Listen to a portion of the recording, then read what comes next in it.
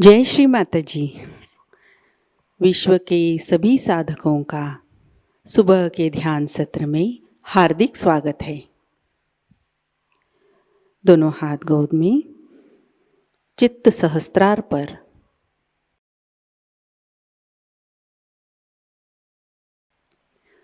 कुंडलिनी चढ़ाकर बंधन लेते हैं।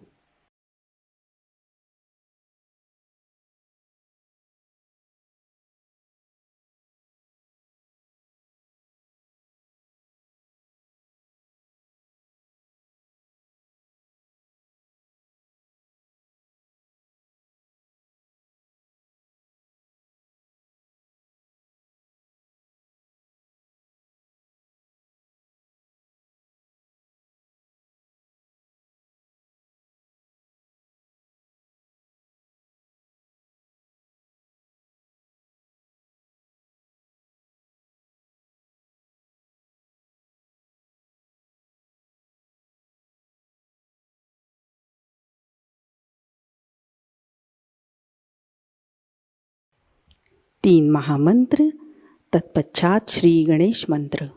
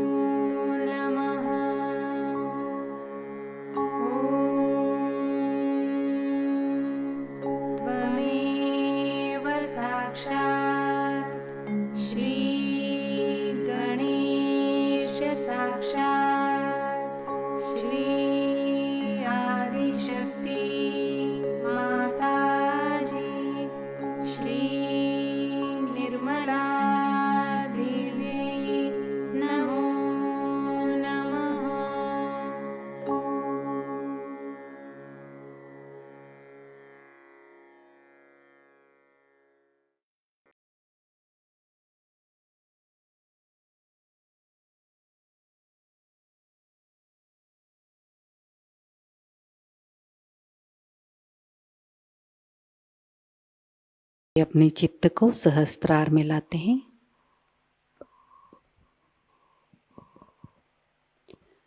परम पूज्य श्री माताजी,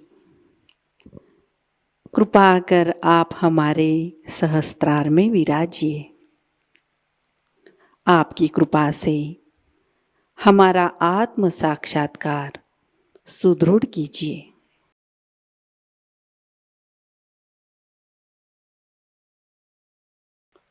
कुछ क्षण ध्यान अवस्था में बैठते हैं।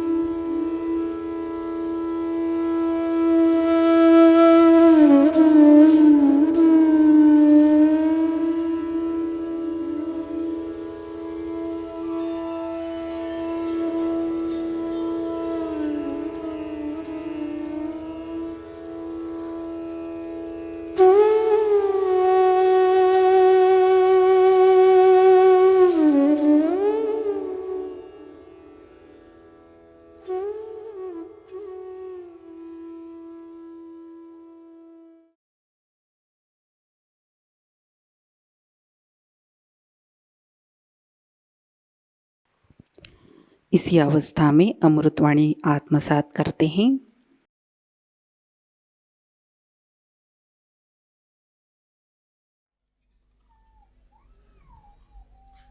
Today, you are all here to worship your Guru. It is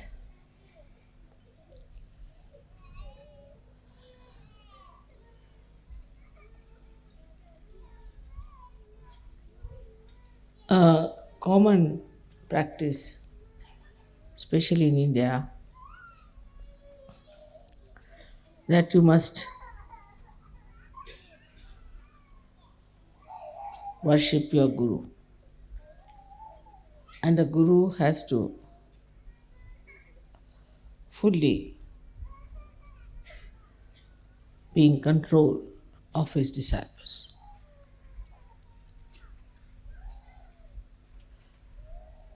Guru principle is extremely strict, and the strictness made many people could not conform to the ideals of a disciple. In those days, the Guru had to be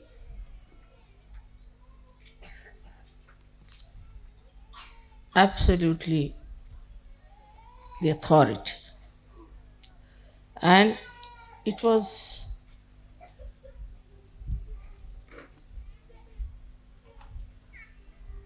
the Guru who would decide which disciples he'll have. And one had to go into great tapasya, to great penances, to even become a disciple. And this hardship was the only way the Guru used to judge. Gurus would always live in jungles, and they would select their disciples, very few, very, very few. And they had to go and beg food from the neighboring villages and cook food for their Guru with their own hands and feed the Guru.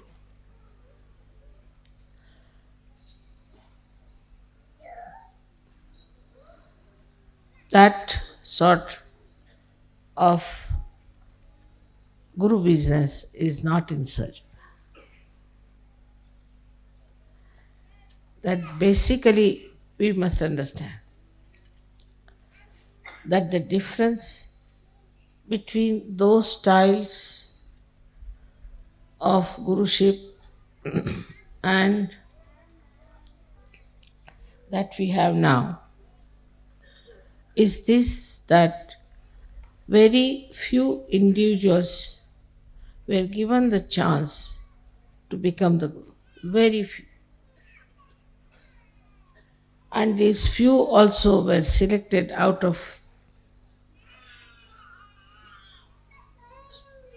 quite a lot of people, and they felt that there was something really special, that they are being selected, chosen, and that whatever they will have to go through is all welcome. With this idea, they became the disciples. But Sahajayoga is a very different thing. I would say just the opposite. First of all, your Guru is a mother, and who suffers from Sandra Karuna.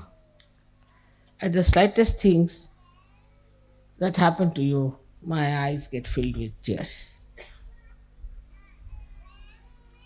So, as a mother, to be a Guru is a very difficult thing.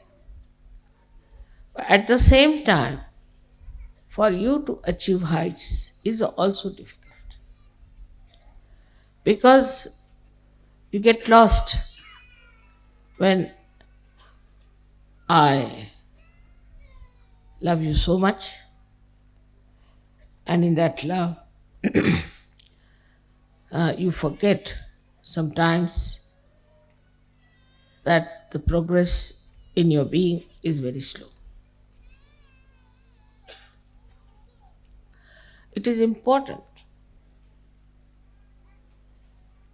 that in Sahajayoga you have to be strict with yourself. That's why I said that you have to be your own Guru, which people do not understand what it means. You have to be your own Guru means you have to guide yourself, you have to treat yourself as your disciple, and you have to trim yourself if you do not understand the responsibility as Sahajayogi of working it out yourself, everything, you cannot move very fast because it is a different type of relationship between the Guru and the disciples. So, first, I have always said you become your own Guru. So, you have to make a lot of introspection and fix your ideals. Before you, I am sitting. You have seen me how I am. I can eat anything. I need not eat at all for days together. I can sleep anywhere. I may not sleep at all. I travel for miles together untiringly. I have this energy because I am a guru of myself also. So the first thing is that there should be a lot of introspection. What's wrong with me, not wrong with others? What's wrong with me? Am I seeking the comfort of my body? The attention, is it on my body or on my spirit? If so, what am I doing? I think best thing is to write it down. Can I sleep on the grass? Can I sit on the stone? You have to make this body work. Can I sleep anytime I like and can I keep awake anytime I like? I've seen people doze off. The reason is this, not that they're bad or in any way indisciplined people, but because inside they're tired. If you're tired inside, then you feel tired all the time. You will see on the television, if you see people in the West, they're always sitting like this. Because they're so very tired. Why are they so tired? They don't work so hard. So introspect how you behave. Now, when you start introspecting yourself, you'll also start introspecting your surroundings and your styles and your methods and what you are doing to yourself because of the conditionings of the outside. Now, the conditionings of the outside in the West are of a psychological nature. Indians have other conditionings which are also quite surprising. Or we should say the Western people, they must wash their hand 10 times. Even if their skin comes out, they'll go on washing like mad. They must have a bathroom attached to them all the time. They must have their baths. If they don't have bath, they are not comfortable. They have other conditionings also. All kinds of stupid conditionings they have. But the conditionings that we have in the West are more psychological, and that's why you cannot find out what's wrong with you. The physical conditionings are not so dangerous. You can get over them or you can manage. But when you have conditioning of your psychology, you cannot understand what's wrong with you. Now, if you introspect around, what you will find is a very subtle thing. Firstly, that because of the wars, maybe, I don't know why, but everybody is afraid of everyone.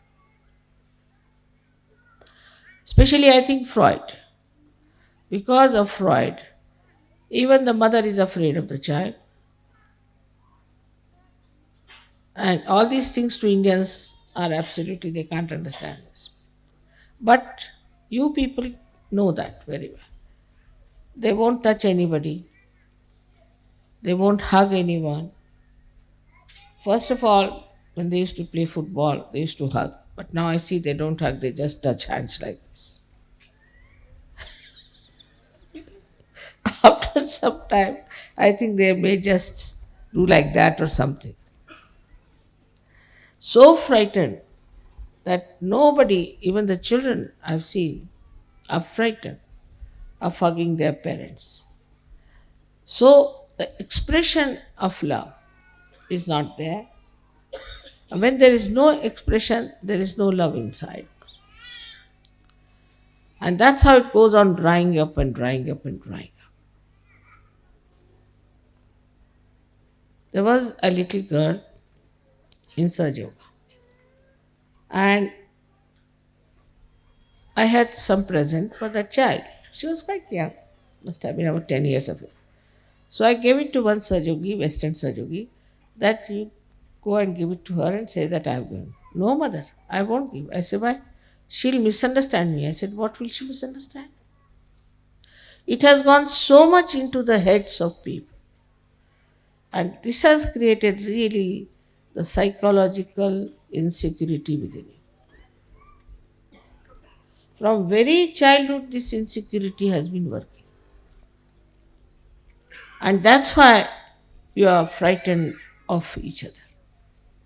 Even of your parents, of your brothers, your sisters. Psychologically, you are suffering. And when first I came to England, they used to say it is the insecurity. I said, what insecurity? The whole world is afraid of the Western world. And what are they suffering from insecurity? They have made everybody insecure all over the world. And why? What are they insecure? They are insecure within themselves, in their own society, in their own family, in their own groups. They are so much frightened of each other. So the first thing, you should be fearless. You are a Sahajayogi, you are no more immoral. Cannot be immoral. If all the time, if you start thinking that you are immoral, and if you do something it is immoral, and that you have to go and do some confession somewhere, then what is going to happen to you? What sort of a personality you will have?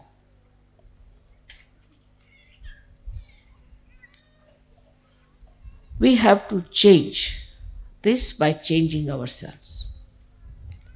So among Sahajogis there should be no insecurities but maryadas.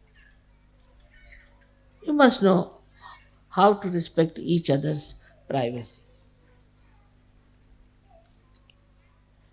The second thing, that if you find in the Western mind, which is a very common thing, that they are bombarded by criticism. There are so many critics that now there are no more artists left. Only critics are criticizing critics.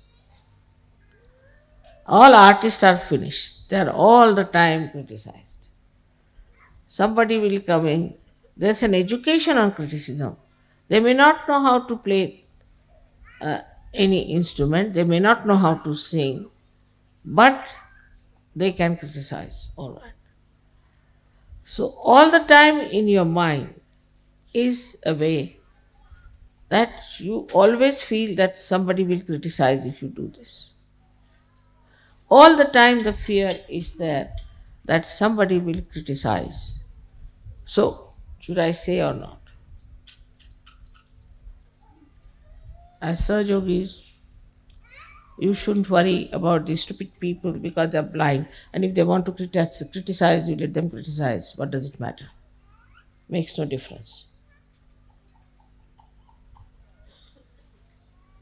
But this you have to build up within yourself. Now the third is even worse, which I don't know if you have noticed or not. I don't know how it has gone into the heads of the Western minds that you must always see to the other side of the bank, even if you are standing on this side. To be fair, and never to say something that you are sure of. Like you ask anyone, how are you? He'll say, always. Nobody will say, I'm perfectly alright. Nothing wrong with me. What's wrong? Perfectly alright. Thank you very much. But it is never. They're not sure of themselves all the time. It's shaky. And this shaking inside gives you a personality which can never progress. Progress comes when you put your step forward, you put your foot firmly on that point, and then put the second step forward, like as you climb on a mountain. But in the first place, only if you are still thinking that it's halfway through, then how can you go further? You'll only move on two steps, this or that or this or that. This is another very big psychological detergent, I should call it, or detrimental thing for your progress. Now the third thing you have learnt, which is also third or fourth maybe, that you must argue out yourself. Like you have a problem. You'll come and tell me, Mother, this problem I've got. This is very common with everyone. I have this problem. I'll say, all right, this is the solution. Then you will come out, no, but in this will happen. Then you tell another solution. No, Mother, this can be this way. All right, you tell third solution. No, Mother, in this can happen. Tell fourth, this can happen. You are standing against yourself all the time. Then I have to say, this is your problem, not mine, and I am giving you the solutions. And if you want to solve your problem, better take a positive attitude. The brain is this way. In our Hindi language, it's called ulti khopdi. You are all the time arguing against yourself. So how can you progress? This is another great problem of the Western mind, that it doesn't try to face any problem as your own, but go on arguing with yourself like a lawyer. See, there are two lawyers, one yourself, another lawyer. Go on arguing. So is a double personality in the being. It's not a single personality. As I said, it is very, very psychological that people have to take to this kind of a turn suddenly without understanding how dangerous it is.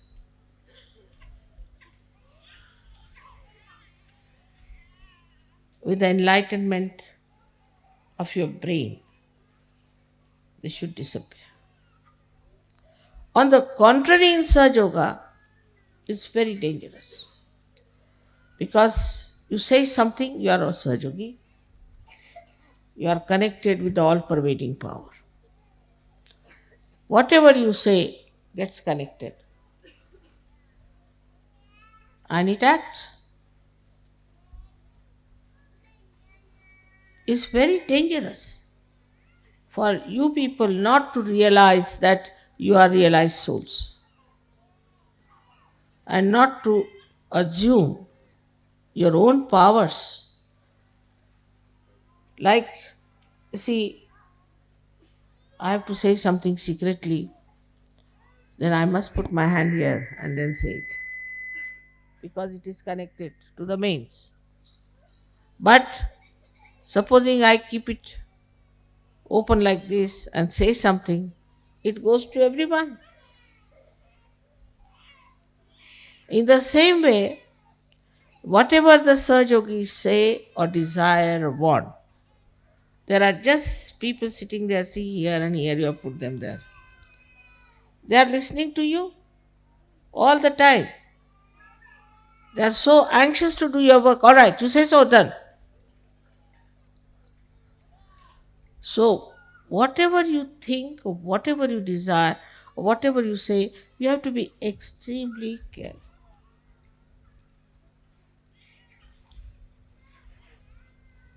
And when now, old people, all right, I can say that very conditioned, they have problems, But the generation that is here, most of them are all capable of improving yourself and making your brain straight by bringing it backwards to the forward.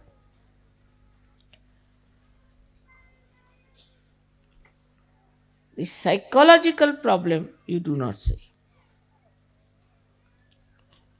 The another psychological problem is which you do not know, which is very surprising. That whatever is the entrepreneur's ideas, you must act. Because the whole fundamentals of Western life is to see and to be seen. So, oh, that's the fashion, so we should do that. This is the fashion, so we do that. Like the other day, about a year back, I went to England and I found all the Sahaja Yoginis having their hair here. I said, what's this? So I asked an Indian girl, I said, what is this supposed to be? This is a new fashion. I said, what new fashion? Call it Jiprea in Marathi, We call it Jiprea fashion. Only the Maharashtrians cannot. And they all had their hair here, like this. All. I said, my God, this is Agya, this they are covering, their eyes will become squinty. But the fashion, if it comes, and the whole fashion is with the hair alone. Hair, I don't know what.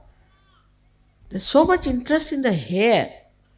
And they lose the hair so fast in these countries without using the oil which they should use. They lose their hair very fast. Starting from the hair, the sastra. Then fashion means, what is this? These entrepreneurs, these stupid people are creating ideas, and then why should we follow them? I don't say that Sahaja Yogis should all look alike, not at all. You can dress up the way you like. You can live the way you like. But you should not get yourself enslaved by any entrepreneurs. You are free people now. Know that very well. Know that you are absolutely free. And your freedom is absolutely in the light of your enlightenment. You can never do wrong. But first of all, have that confidence within yourself. that whatever you have to do, you are not going to enslave yourself to entrepreneurs, what people have to say, how you will look, how you will appear before. This is a very important point, that half of the time we are laboring just to look like many others. It's very surprising how these entrepreneurs have befooled the Western people. In India, it won't work. Won't work, especially the Indian women. This in between came a mini sari. Came up to Bombay for about 4 or 5 days, I think disappeared. No Indian woman would wear a mini sari, finished. Nothing doing. Any sort of fashion now comes in India, doesn't stay. Because whatever clothes we have now in India is traditionally has been there, has been tested and error and trial and error and trial, and we know now this is the best, now stop it. At certain age, you stop. This is the style that suits us the best. But anything goes on, the styles go on changing. And this is what you have to be very careful to see, that you do not take to stupid things which are being created by entrepreneurs, but to sensible things which are required for. So one of the enslavement I feel is that you have to play into the hands of entrepreneurs. But a slavery is very deep and is so psychological. In so many ways, it is extremely hidden and so subtle that you cannot make it out. So in the introspection, you find out what's gone wrong with you, how you are made this way, what's wrong in my own personality.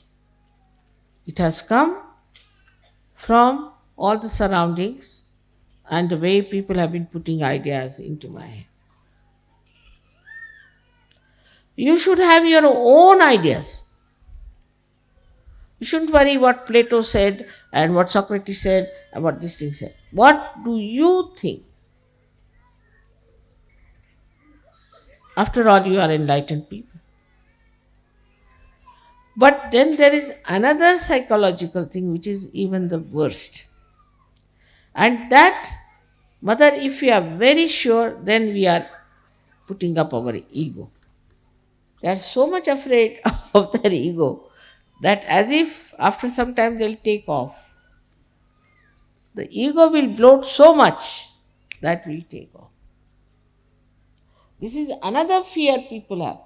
That if you assert, all right, this is what I want, this is the right thing to do, then I'll get off. So I don't want to say such a thing.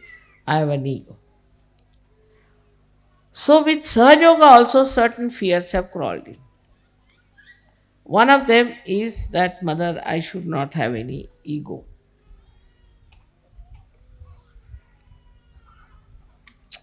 Now, what is the problem of ego? That also surprising despite all fear and everything. As a reaction to it, people have developed a kind of a protesting character.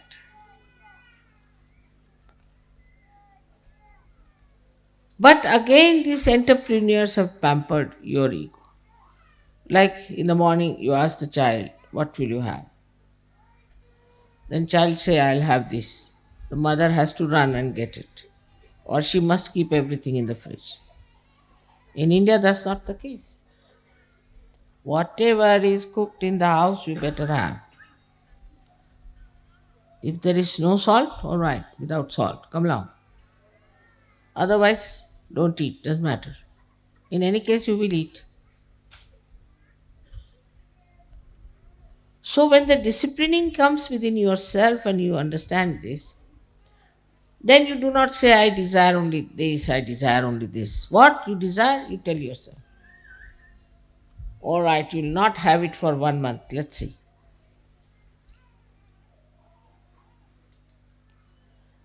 Once I must tell you about myself that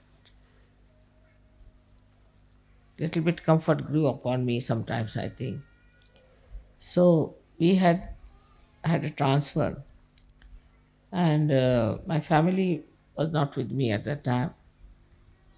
We had only one small little bed where my husband slept, and I slept just on the bare cement in the.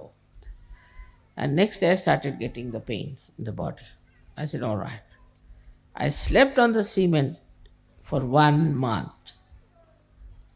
On the cement you get pain, all right, sleep now. 1 month I said, I'm going to sleep on the cement. Then cement lost its power on me. Then might be the cement, might be feeling the pain. So that's what you have to do, is to master your mind.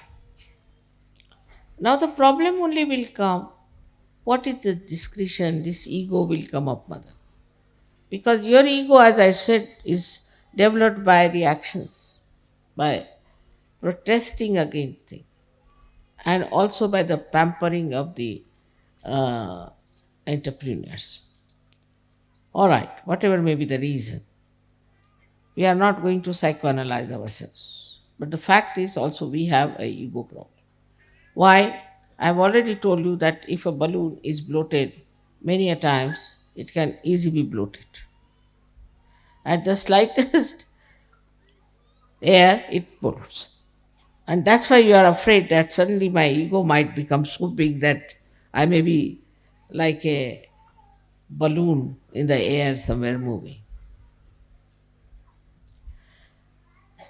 But how to get rid of this is to know that you are an enlightened soul. Respect yourself.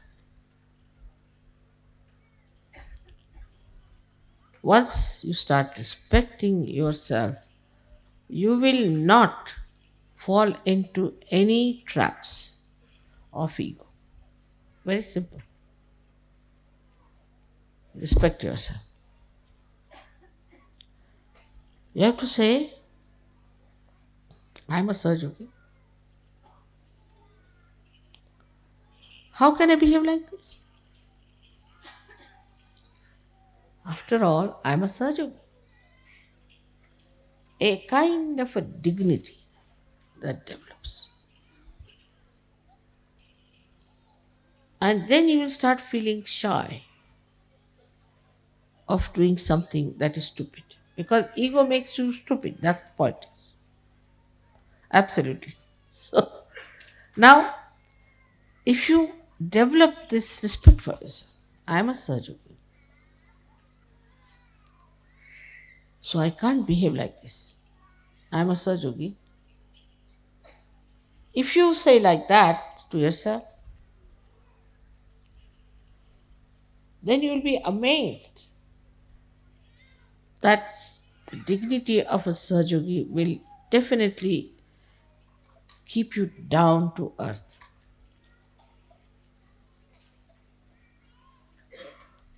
You will not get into the trap of your ego. So one side is the conditioning, another side is this ego. Simple thing is ego. That dignity has to be developed.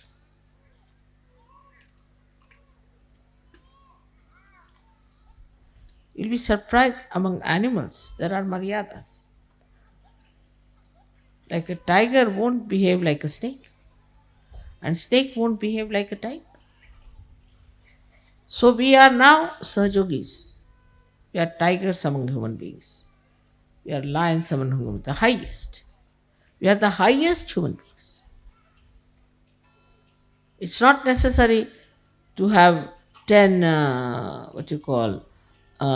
medals on your body to show that you are something great. But you are Sahajogis. You are Mahayogis. So develop that respect. And you will be surprised, the humility will immediately come into you, will walk into you, humility.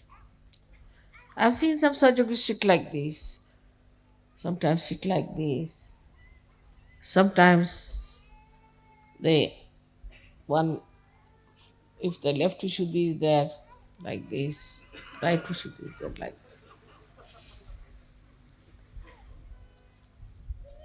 But then you see yourself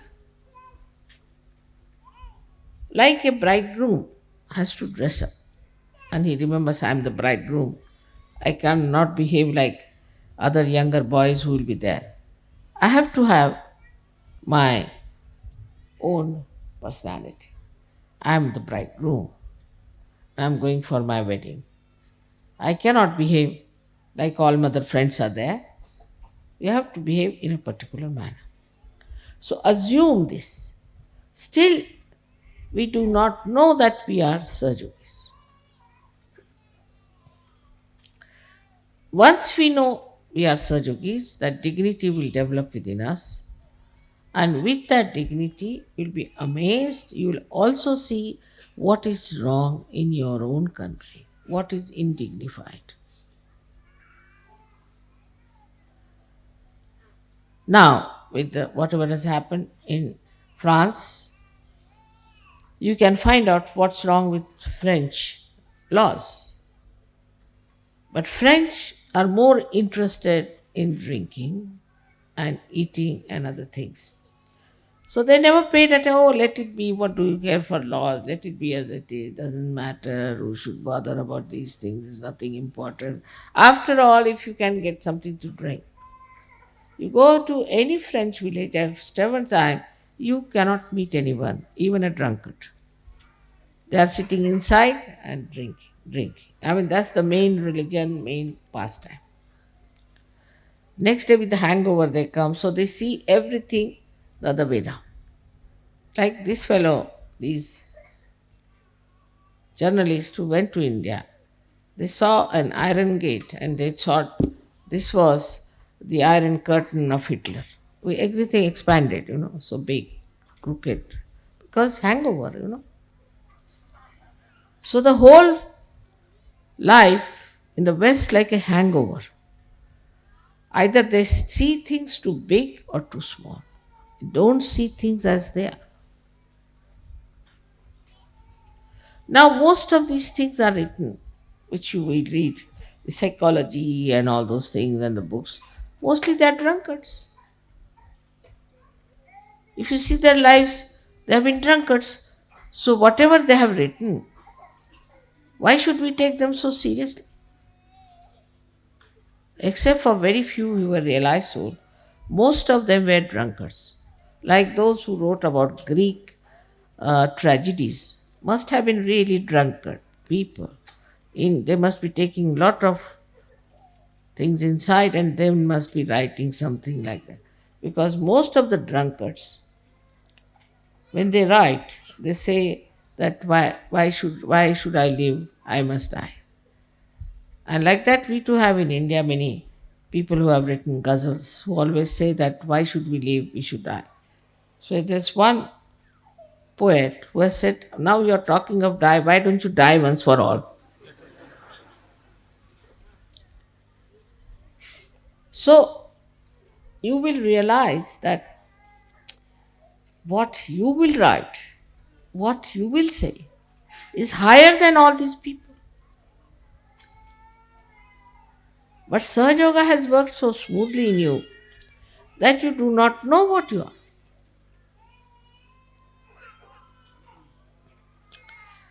Today on Guru Puja, you are worshipping your Guru.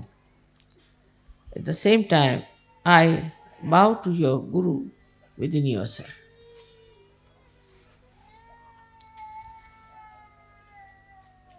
Let your Guru come up and show itself.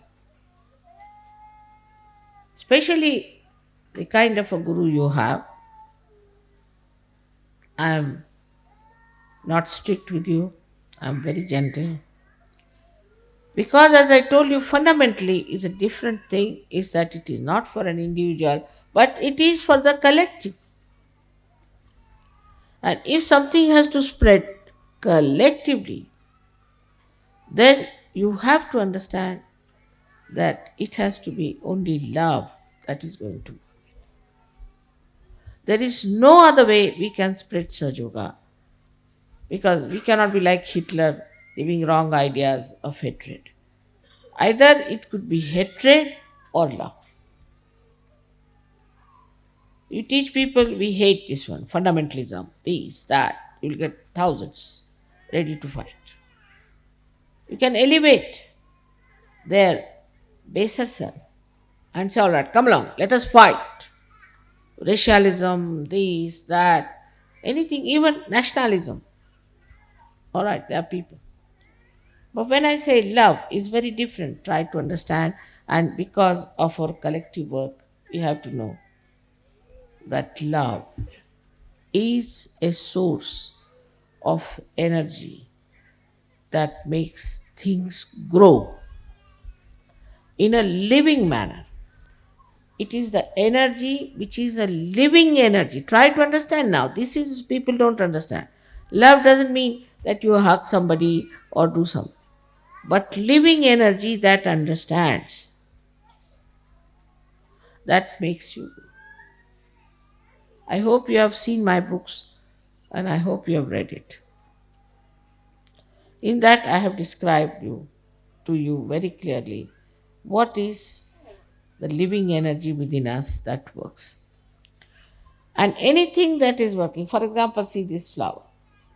Now, I cannot order this one to go straight. It's moving in its own way. Let it be. It looks nice because no flower should look like another flower. Living energy never creates the same thing exactly than another. Only plastics can be done. Now, when it is growing in its own way. So, whatever is built in within you, which is a living energy, built in but living energy, and a living thing that works, it blossoms by itself. The water of pure love is to be given. In pure love, what you see in another person as a guru, what's the matter with myself where it is obstructing me to go further? In another person as a guru, what you see is how to handle this man with love so that he comes closer to reality. It's a very gentle process. It's a very loving process. And nothing like really enjoying your love. Just to know that I love so many people itself is so great. And you to see, feel that I love so much. But it should be samadrishti. Means with the same eyes you should see everyone. You see everybody with the same eyes. Isn't it? Only two eyes are there. But you see everyone with the same eyes. They are different. Alright? You see them as different. But your eyes do not discriminate. Your eyes do not see somebody black, somebody white, somebody blue. They see what they are. When you start seeing with samadrishti, means the same eyes, same sight, not to change your ideas. Because what happens, that your own mind twists it and you start seeing somebody as different, somebody as different.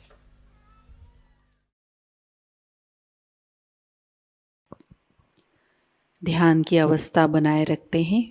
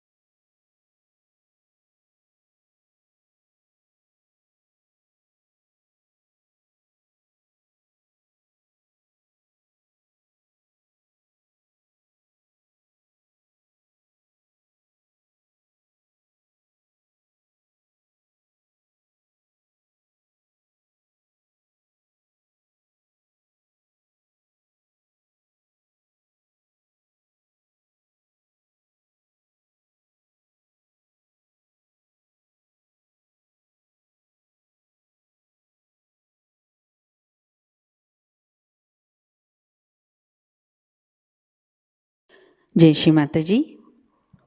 परम पूज्य श्री माँ के श्री चरणों पर हम प्रार्थना अर्पित करते हैं। परम पूज्य श्री माता जी, आज का ध्यान आपके श्री चरणों में समर्पित है। आज के अमृतवाणी में आपने जो ज्ञान हमें प्रदान किया, सामूहिकता आपकी ऋणी है। परम पूज्य श्री माता जी, आपकी कृपा में सामूहिकता को सहज कार्य करने हेतु उत्तम संतुलित माध्यम बनाइए। हमारे अंदर से निरंतर आपकी शक्तियाँ प्रवाहित होती रहे। आपकी कृपा में विश्व निर्मल धर्म प्रस्थापित हो जाए। माँ, इस ध्यान सत्र में अगर हमसे कोई गलती हुई हो, कृपा कर हम सबको क्षमा कर दीजिए। हमारी प्रार्थनाओं का स्वीकार कीजिए और हमें आशीर्वादित कीजिए। आपके श्री चरणों पर कोटि कोटि प्रणाम, अनंत कोटि प्रणाम। जय श्री माता जी। कुंडलिनी चढ़ाकर बंधन लेते हैं।